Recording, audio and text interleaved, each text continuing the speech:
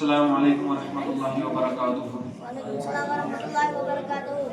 الحمد للہ رب العالمین والعاقبۃ للمتقین والصلاة والسلام علی سید الانبیاء والمرسلین وعلی آلہ واصحابہ اجمعین. اما بعد فاعوذ باللہ من الشیطان الرجیم. بسم اللہ الرحمن الرحیم. قال رسول اللہ صلی اللہ علیہ وسلم ان اللہ جعل الحق على لسان امت. سٹھا شکر تصرف العالمین کن ام اللہ تعالیٰ نے بیت جمع گھن توفیق دیت جمعہ کس موقع پہ بیت درود جناب محمد صلی اللہ علیہ وسلم پہ.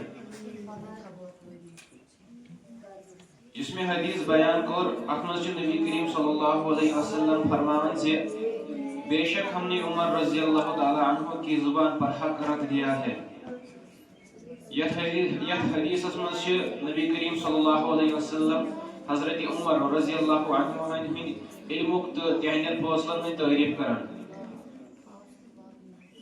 عمر رضی اللہ تعالی عنہ یہ مشورہ دان یا کی کت کران تو اللہ تعالیٰ سن حکم تہ اکثر تھی مطابق تہذ زبان مز یس کت نیران سہ حق آسان یا سہ صحیح آسان.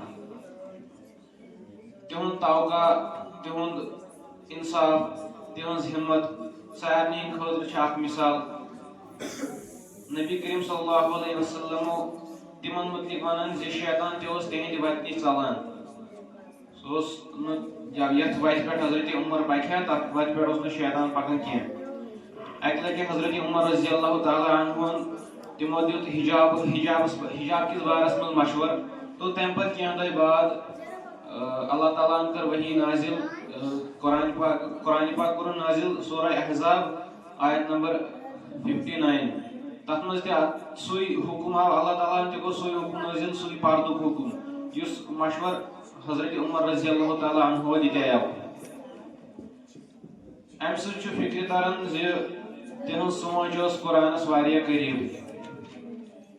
تو تمہ پتہ اس تہ پزِ اتھے کٔنۍ زِ حضرت عمر رضی اللہ تعالی عنہ سٕنٛدۍ پٲٹھۍ پٔزۍ ایماندار تو بیٚیہِ ہمیشہ حقٕچ کتھ کرٕنۍ حقس پٮ۪ٹھ حقس ساتھ دیُن تہٕ توقع انصاف تو ایمانس مز پزِ اسہِ پنٕنۍ رول ماڈل یم کہ تم پزِ اسہِ حضرت عمر رضی اللہ تعالی عنہ بناوٕنۍ.